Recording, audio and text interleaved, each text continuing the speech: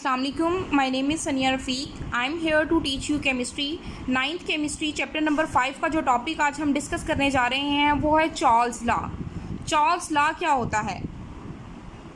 The Charles law is presented by a French scientist J Charles in 1787 and he studied the relationship between the volume and the temperature of the gas. Last time हमने जो पढ़ा था वो था Boyle's law. उसमें किसी भी gas के प्रेशर और वॉल्यूम के दरमियान में रिलेशनशिप को स्टडी किया था। आज हमने किसी भी गैस के वॉल्यूम और टेम्परेचर के दरमियान में रिलेशनशिप को स्टडी करना है while the pressure is kept constant. अगर हम प्रेशर को कांस्टेंट रख दें, volume is directly proportional to temperature, यानी अगर हम टेम्परेचर को इंक्रीज़ करेंगे तो वॉल्यूम इंक्रीज़ होगा, अगर टेम्परेचर को डिक्रीज़ करेंगे तो वॉल्यूम डिक्रीज़ होगा। तो उसकी स्टेटमेंट कुछ यूँ थी, the volume of the given mass of the gas is directly proportional to the absolute temperature if the pressure is kept constant। यानी अगर हमारे पास कोई भी गैस है, उसका जो वॉल्यूम है वो अप्लाइड टेम्परेचर के डायरेक्टली प्रोपोर्शनल है अगर प्रेशर को कांस्टेंट रख दिया जाए तो। अब देखें, यहाँ पे क्वेश्चन ये अराइज होता है कि अगर कोई भी गैस है वो सिलेंडर के अंदर इनक्लोज की हुई है तो वो उसका वॉल्यूम टेम्परेचर पे किस तरह से डिपेंडेंट हो रहा है। अब देखें, यहाँ पे क्वेश्चन ये राइज होता है कि अगर कोई भी गैस है उसके वॉल्यूम का टेम्परेचर के साथ क्या रिलेशन है, किस तरह से उसका वॉल्यूम टेम्परेचर पे डिपेंड कर रहा है। तो ये देखें, यहाँ पे ये एक सिलेंडर ड्रॉ किया हुआ है, इसके अंदर गैस इनक्लोज है और इसके ऊपर एक पिस्टन है जो कि मूवेबल है।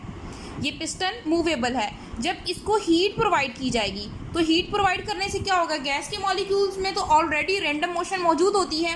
गैस के मॉलिक्यूल्स को जैसे ही हीट प्रोवाइड की जाएगी वो हीट को गेन करेंगे, उनकी काइनेटिक एनर्जी ज़्यादा हो जाएगी और वो और स्पीडली मूव करना शुरू कर देंगे। तो वो क्या करेंगे कि इस पिस्टन पे प्रेशर अप्लाई करेंगे, फोर्स अप्लाई करेंगे, क्योंकि उनकी एनर्जी बहुत ज़्यादा हो चुकी है। जब वो फोर्स अप्लाई करेंगे, क्योंकि ये मूवेबल पिस्टन है तो ये अपवर्ड मूव कर जाएगा और इनका वॉल्यूम ज़्यादा हो जाएगा। अब इसकी जो मैथमेटिकल एक्सप्रेशन है वो देख लेते हैं। V directly proportional to T, यानी जो वॉल्यूम है वो टेम्परेचर के डायरेक्टली प्रोपोर्शनल है। जब प्रोपोर्शनैलिटी साइन ख़त्म करते हैं तो उसकी जगह पे एक कांस्टेंट आ जाता है, दैट इज़ K।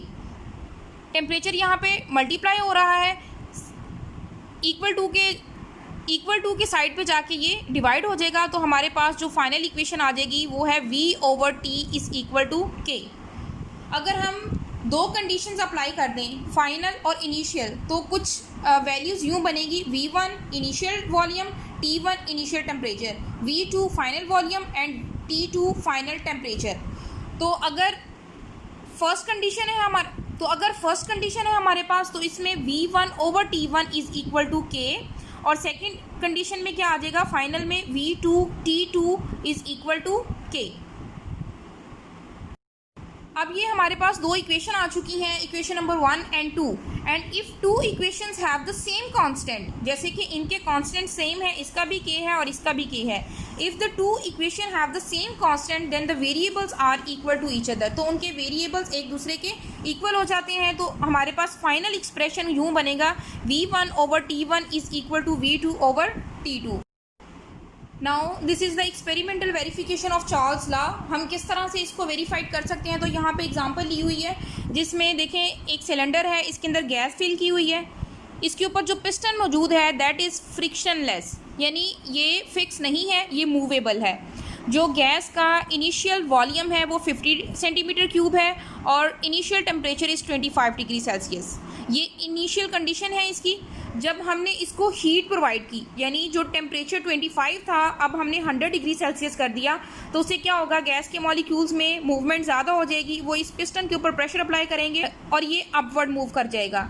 तो इसका जो वॉल्यूम इनिशियल था वो 50 सेंटीमीटर क्यूब था, लेकिन अब इसका वॉल्यूम 62 सेंटीमीटर क्यूब हो गया है। यानी इससे प्रूव हुआ कि अगर हम किसी भी गैस का टेम्परेचर इंक्रीज़ करते हैं तो उसके साथ उसका वॉल्यूम भी इंक्रीज़ हो जाता है।